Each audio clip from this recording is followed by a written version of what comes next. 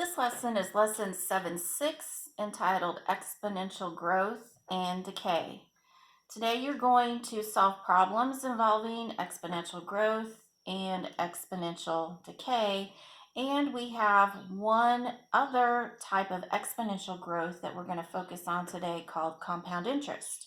The compound interest is the only term that you have on your vocabulary, so I'll read it to you and you can write it down.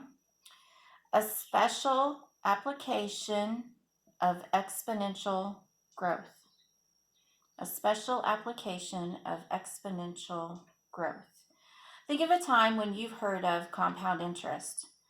A lot of the time, you probably think about maybe a savings account or a CD that you may have left your money in to grow over time. That's an example of compound interest. So now we're going to look at the three equations that are listed in your notes. We have compound growth, compound interest, and decay. The first one says growth. Y equals A times the sum of 1 plus R raised to the t power. You're probably wondering, well, what do all of these variables stand for? So I'm going to help you out here. First of all, when you see a small a in any of these equations, that is going to be your beginning amount. So go ahead and label that as your beginning amount, both places. Then you're probably asking, well, R could mean what? And in all of these cases, R, since we're talking about exponential functions, will be your rate. And when we look at our rate, we're going to write it as a decimal. So your rate is always going to be in decimal form. And T, you've probably figured out, will be time. How much time is passing as the growth or decay is happening. So you have all of the explanations for growth and decay. For growth, you'll notice it's 1 plus the rate because we consider growth as growing or becoming larger, and addition means becoming larger, and decay has minus the rate, 1 minus the rate, and we know that decay is getting smaller over time. So we have beginning amount, rate as a decimal, and time. And if you look down here at decay, they are labeled the same. There are a few things in compound interest that are different. You see a capital P, a capital A, and a smaller case N, which are not in the other two formulas. So let's talk about this. A would be your final answer whenever you figure your compound interest. P is beginning amount 2, but in the banking world, we call this principal.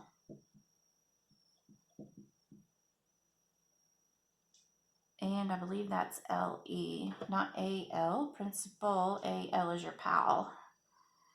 LE, principal. And the last thing that is figured into compound interest is how many times a year is this interest paid? If it's paid monthly, N would be 12 times a year. If it's paid quarterly, N would be 4 times a year. If it's paid semi-annually, that would be twice a year, and annually would be once a year. So this is the number of times paid in a year.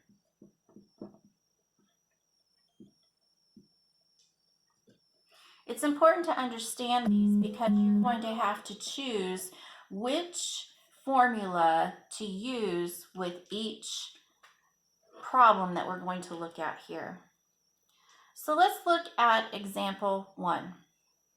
Example 1 says, in 2008, the town of Flat Creek had a population of about 280,000. And growth rate of 0.85% per year. Write an equation to represent the population of Flat Creek since 2008. So we need to figure out, is this interest, growth, or decay? This one's pretty easy to figure out because the clue word is growth. You can see that plainly in the wording. So you need to go back and look at the growth formula, which is y equals a times 1 plus r to the t power, and use it by substituting the information given. So a is the beginning amount. What was the beginning amount for the population of Flat Creek? We need to substitute 280,000. And we need to know what the rate is. If you think about what I talked about earlier, the rate has to be in decimal form.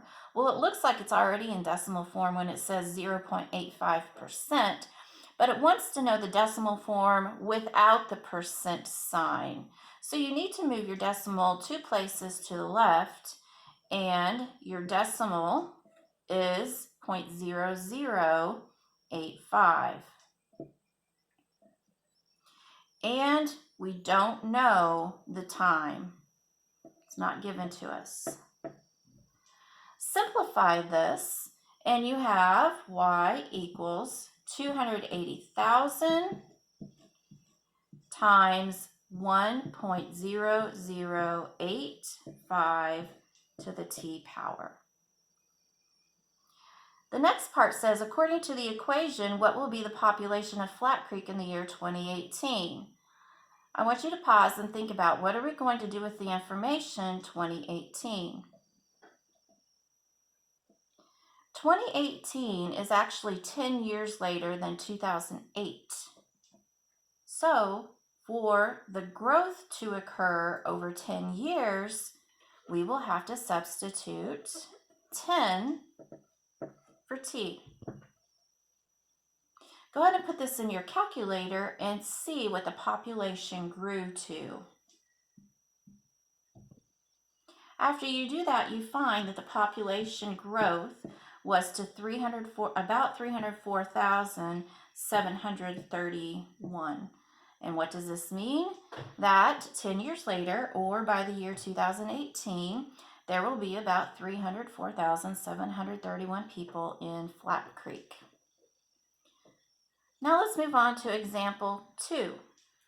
When Jean May was born, her grandparents invested $1,000 in a fixed rate savings account at a rate of 7% compounded annually.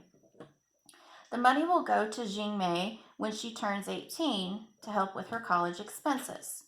What amount will Jean May receive from the investment? Look for your clue word to decide, is this interest, growth, or decay? Well, you hope that when you invest your money that it does grow, but if you look at the wording, you will see compounded. Compounded is the clue word to tell you that you're going to be using interest. So let's go ahead and write down the compound interest formula. Capital A equals capital P times 1 plus R divided by N, all raised to the t power. So we need to substitute the information into our equation. First of all, the principal, or the beginning amount. How much was invested? Her grandparents invested $1,000 for her. And the rate is the next part we have to fill in. Remember, the rate is a decimal. 7% is 0.07. And what did N represent? N tells us the number of times the interest is paid in a year. Well, if you go back to the wording, it says compounded annually. Annually means yearly. So how many times is the interest paid? Once a year. So substitute a 1 for your n. And we need the n and t. This is something that I did incidentally make a mistake on. We'll need to go back and fix. Your exponent needs to be a product of n and t. So let's figure out what we're going to put in for our exponent. N represented the number of times per year it was paid, which was once. And t represented the time. How much time did it have to grow? Well, she had to be 18 years old before she could take it out. So 18 years. And this is what you have for your compound interest equation. Go ahead and stop the video and put this into your calculator and see what you come up with. If you put all of this into your calculator, you will see that the amount in the savings account is now $3,379.93. So in a matter of 18 years, Jean May's money grew from $1,000 to $3,379.93. And we could say this is pretty close to $3,380. Now let's look at example 3. On example 3, it says, during an economic recession, a charitable organization found that its donations dropped by 1.1% per year. Before the recession, its donations were $390,000. Write an equation to represent the charity's donations since the beginning of the recession. Look for a clue word in the wording, and you can see the word dropped. So dropped corresponds with something decaying or getting smaller. We're going to use the exponential decay equation. We have y equals a to the 1 minus r raised to the t power. So go ahead and try to substitute what you know into this equation. You should have substituted 390,000 for a, because that was the beginning amount. And for r, did you make this into a decimal? 7% as a decimal is 0.07. If you wrote 0.7, that's 70%. Go ahead and change it to 0.07. And we don't know the amount of time. So here's your equation. Go ahead and simplify it. And you have 390,000 times 0.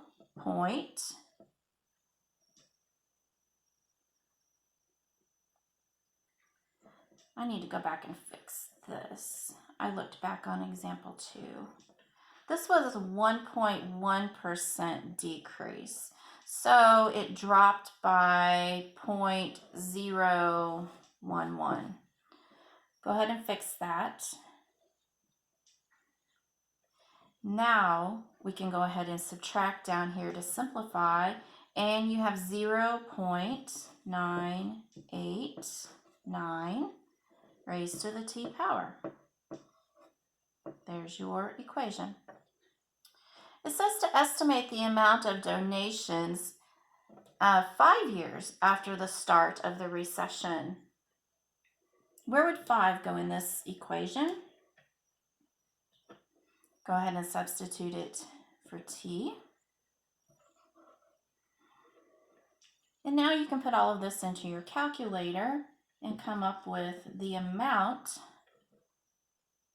And you get 369,016.74. Because it was a 1.1% decrease, the amount dropped from 390,000 to 369,017. So this is the amount of the donations, which is about 369,017. Make sure when you're doing your assignment to look for those key words that explain whether it's a growth problem, is something increasing, a decay problem, something is decreasing, or a special type of growth where money has been invested and the compound interest is happening.